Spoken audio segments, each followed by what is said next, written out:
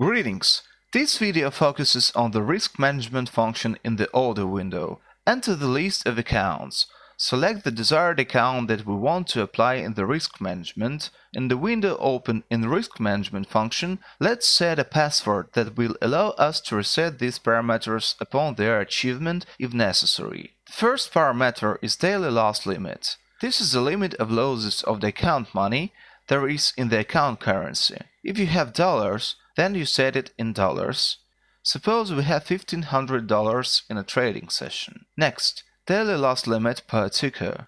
This is the loss of the account currency for each of the instruments. That is, if you trade 2 or 3 different instruments, then respectively a loss of $500 will be counted per one of the instruments, and upon reaching this parameter the account will be blocked, and the possibility of continuing trading on it will be available only after entering the password.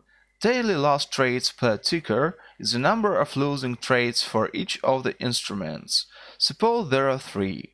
If you have 3 unprofitable trades for one of the instruments you're trading, then account will also be blocked for subsequent trading.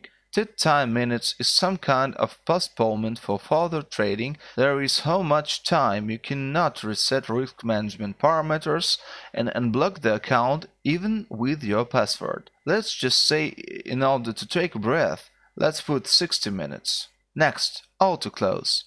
If this function is activated, then upon reaching one of the parameters specified in risk management, all unprofitable trades on the market will be closed on this account. Therefore, use this function thoughtfully.